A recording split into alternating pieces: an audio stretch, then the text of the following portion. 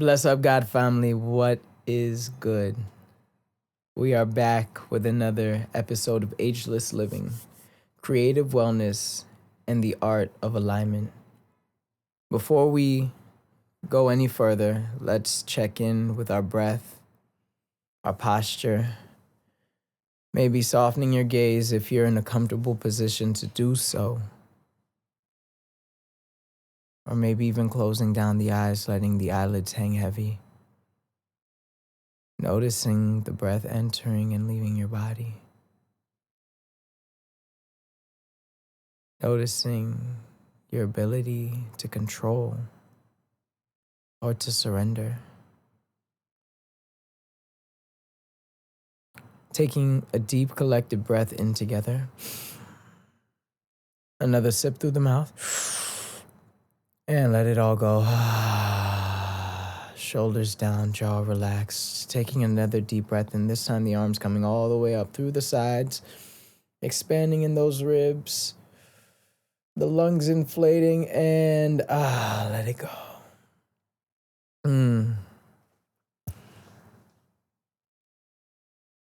So, welcome back. And I'm very excited. This is episode 2 and learned a lot from doing this the first time. And we're also on day 2 of our Ma'at Detox. So, it's such a pleasure to be living and breathing, but to also be sharing. It's one of my favorite things to do. And I feel like when it comes down to it, all of this rich knowledge, this rich information that was laid out by the ancestors and that we are continuing to just find the modern connections, it's really powerful for me. And that's why these detoxes are so dope, so important. So I just want to welcome you into this world of ageless living and also this world of detoxing, whether you're listening in 2026 or beyond. The portal is always open for creative wellness, for revolutionary change. So I give thanks. I'm going to be introducing something. These are the Ma'at affirmations. And so because we're on day 1 and 2, we'll start with the first 2 affirmations, all right? And so basically, there are these laws, the laws of Ma'at. For those of you who are unaware, in ancient Kemet, they pretty much lived under this system of Ma'at for the most part of Kemet, right? Where there were 42 principles that they abided by that was not just about physical or spiritual life. It was really a combination of all of it. So it's really interesting to see how holistic practices were embodied in ancient times. And the idea is to make these affirmations so that we could take Ma'at out of just being moral codes, but really being embodied not just by us, but by the collective. And that's why I would like to use in these affirmations, I and I. I and I, to me, translates to we. We're using the phrase I and I as a reminder of what we can affirm for ourselves, but also the collective, the community, the earth, the planet at large. So let's get into it. The first affirmation is I and I move with virtue. So the law that is working with this affirmation is really, it breaks down to I have not sinned. So when we say I and I move with virtue, the idea is that we as a collective are operating in truth, integrity, and righteousness. So virtue doesn't have to just be abstract. We can see how we can embody it even as we do this affirmation, meditating on what does that really look like? What does it look like for me to be more virtuous? And where in my life have I been lacking virtue? Now, the second affirmation is I operate in gratitude. So gratitude is really a reverence for life. It's a reverence for the moment, for people, for things. And I think what it does is it shifts the idea of feeling entitled to feeling relatable. So this is really powerful when we look at how in episode 1 we talked about these opposing laws, right? When we say we're not operating in gratitude, we're really meaning that there's a lack of respect for life. So every affirmation truly reveals its opposite, even if we don't repeat the law specifically. If we're affirming virtue, if we're affirming gratitude, we must also notice when we are not operating in those functions. For example, with gratitude, whenever we are holding resentment, being entitled, moving with a numbness for all of the blessings that we have. So these affirmations are not just affirmations to repeat, they also come with a certain awareness of the shadow. And that's why it's so beautiful when we look at the laws of Ma'at, because really that was some deep shadow work, right? That was people having to really look at these ideals and be in a very transparent moment with themselves to say, you know what? Let me reflect on the ways that I may be falling short of Ma'at. Ma'at is a practice, not a performance. So, for those of you who probably don't want to go back and watch the videos,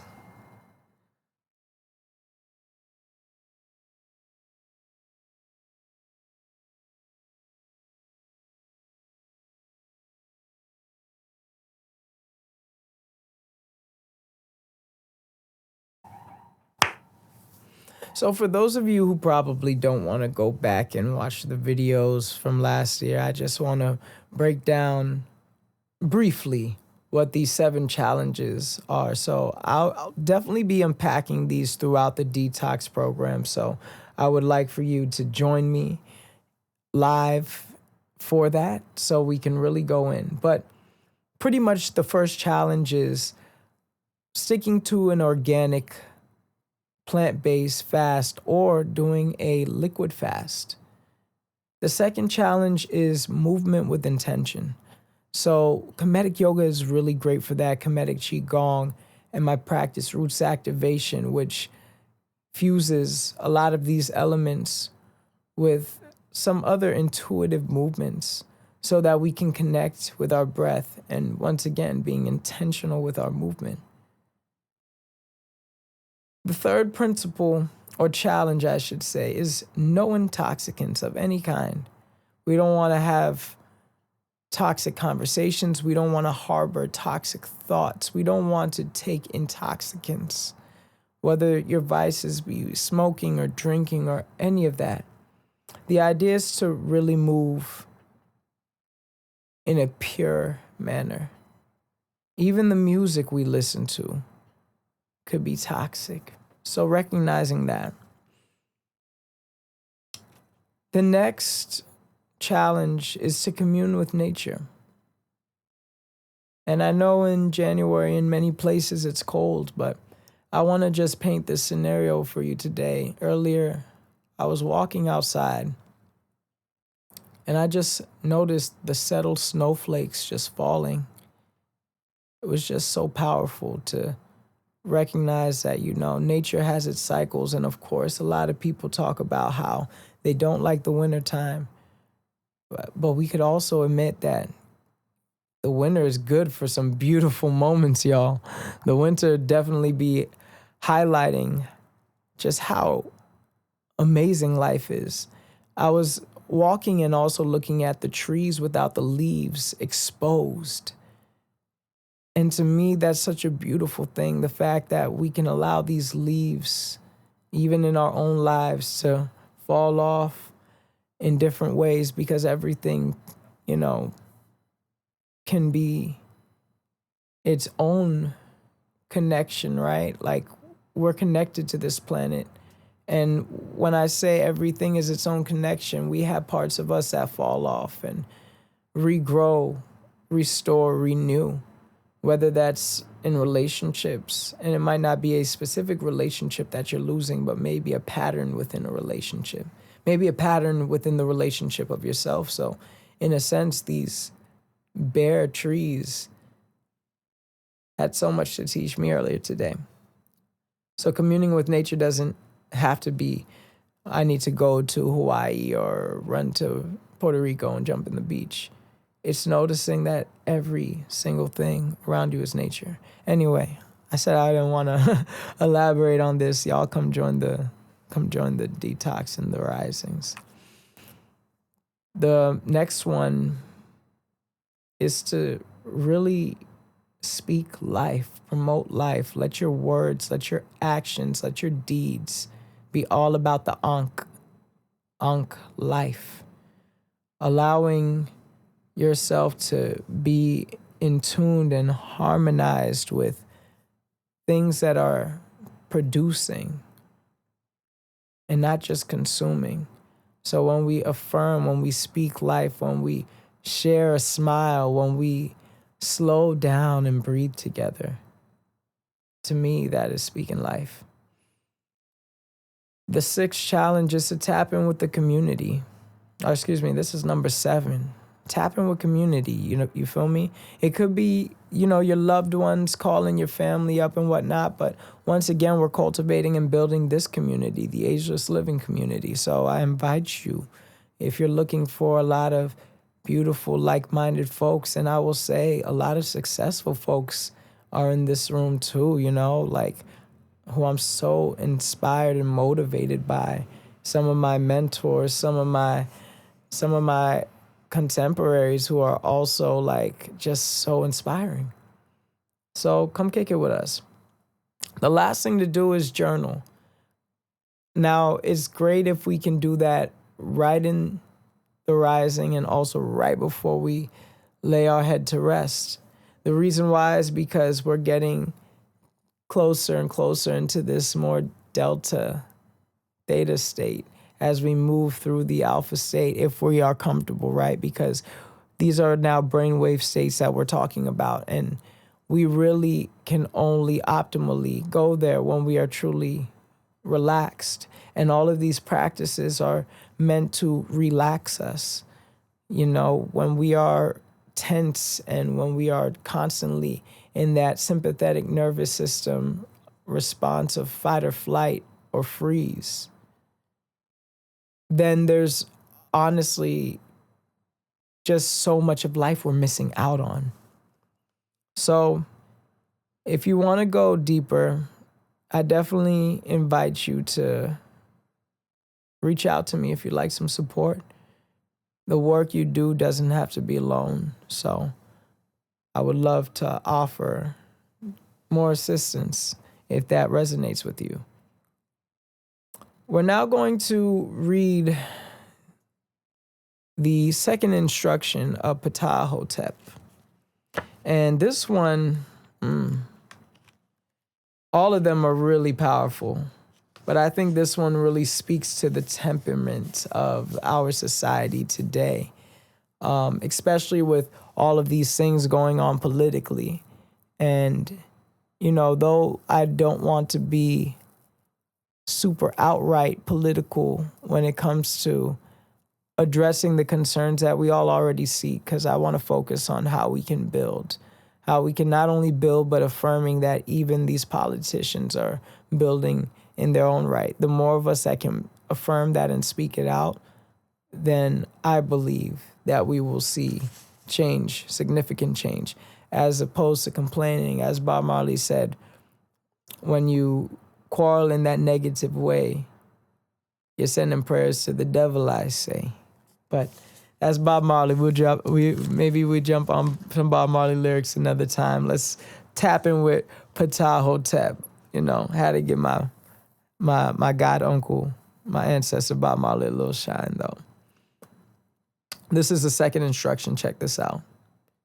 If you meet a disputant in the heat of action, one who is more powerful than you, simply fold your arms and bend your back.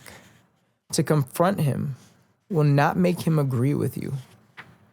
Pay no attention to his evil speech. If you do not confront him while he is raging, people will call him an ignoramus. Your self-control will be the match for his evil utterances.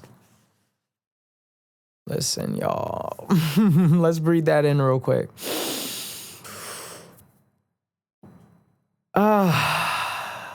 Wow. Self-control is greater than dominance. Sometimes we want to dominate an atmosphere. We want to dominate people. We want to dominate a situation. But what happens is it takes us out of balance. It takes us out of Ma'at when we don't know how to exercise restraint. And restraint is not equal to submission. Just because you are restraining yourself, just because you are exercising self-control, does not mean that you are submitting. The ego aims to win. Ma'at aims to harmonize, to transmute a situation, to find the lessons, the deeper meaning, the deeper reasoning in the moment. So we must choose how to alchemize a situation without surrendering truth.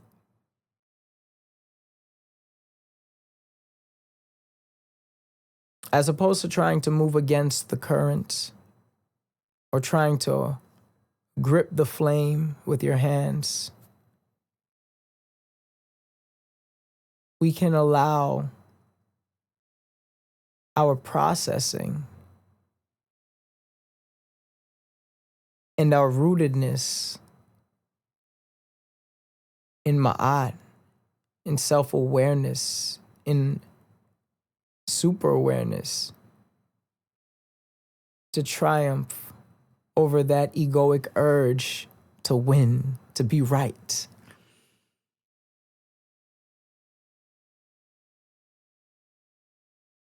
The idea of folding your arms and bending your back, that is nervous system regulation 101. It's like I think about holding my energy, my life force, my sekem, as we say in Kemet, and bending your back, like just restraining yourself. I believe the physical posture, even, it's interesting. Dr. Love, my great teacher, has taught us this posture to do and taught us how it could be very self-soothing. But it's like even in situations, now I'm pondering on this idea of even just imagining myself doing this. Just as I'm going through something difficult, to maybe self-soothe if somebody is coming and approaching a conversation in a manner that just feels so undesirable because of the rage, the rashness. Just being able to say, you know what, let me regulate. So it's interesting how Ma'at and how the teachings of Ptahhotep can show us nervous system regulation, how it could show us shadow work, how it could show us nervous system activation as well, and being able to just have a deeper awareness of the tools of the mind, of the body. So the way that Ptahhotep broke that down was so poetic. Such a metaphor. Folding your arms and bending your back. That's deep. So it's hard to try to teach somebody who doesn't want to be taught. And you can tell they don't want to be taught or educated when they're operating in rage. You can tell from the tone of their voice. You can tell from the demeanor, the posture. And so we have to be able to point these things out even before we say, yo, let me just respond. Let me just be reactionary. And yo, sometimes it's very subtle because sometimes you don't realize that somebody may be operating in this very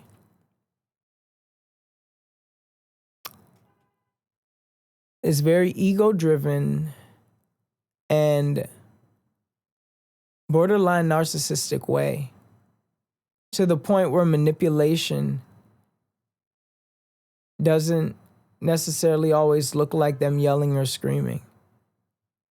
It could look like deflecting as well. And when Ptahhotep talks about, somebody who is in a greater position than you, right? Doesn't mean they're a better person. It may be a boss. It may be somebody who has more financial status. It may be somebody who is, the popular person in the room.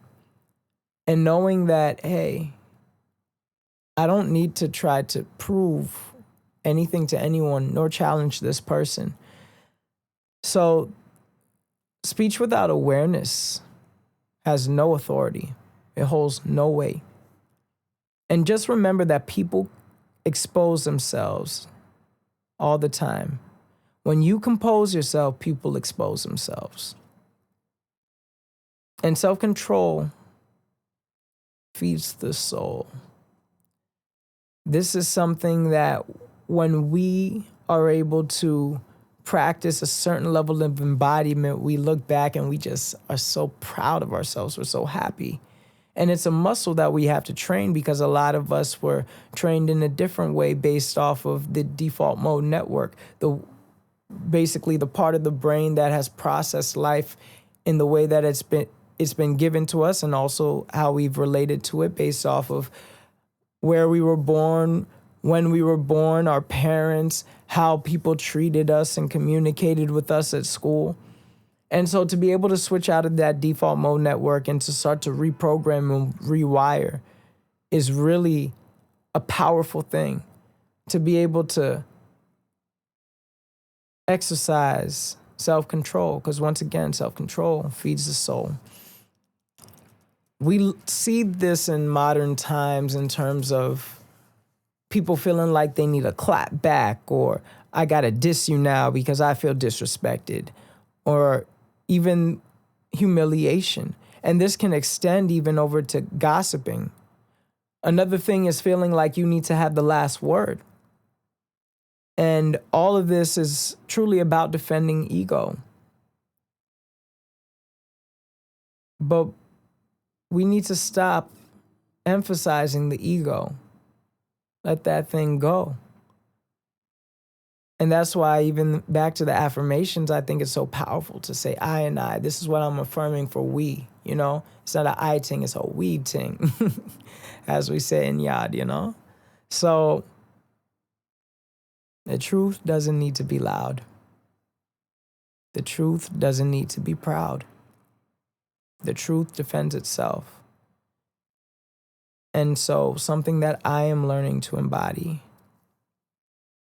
is not feeling like every moment is the moment where I need to just lay the whole truth out, right? Because sometimes people are not prepared or ready.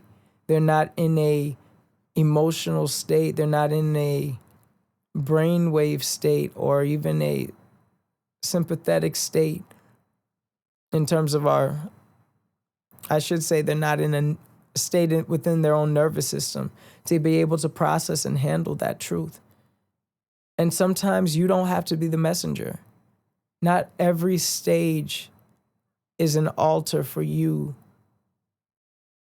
to feel like you got to speak your sermon. Having discernment is a powerful thing. With that being said, thank y'all for joining me for the second episode, giving thanks to the divine, giving thanks to life, Ankh, giving thanks to unity, prosperity, health, vitality, Uja, Seneb, giving thanks for fellowship, for family, for friendship, for God familyship. So grateful for life in all of its abundance. Grateful for all of the lessons. As I told one of my co-players, I don't call them co-workers no more, we co-playing.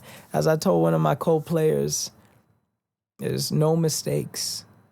Everything that is happening in divine order to put us back into Ma'at. Giving thanks to the divine. Giving thanks to the divine. Living every day for the divine. Letting every moment of every day be this day, this moment, right here, right now. Divine. Hetep. Peace. Stay rooted in wellness.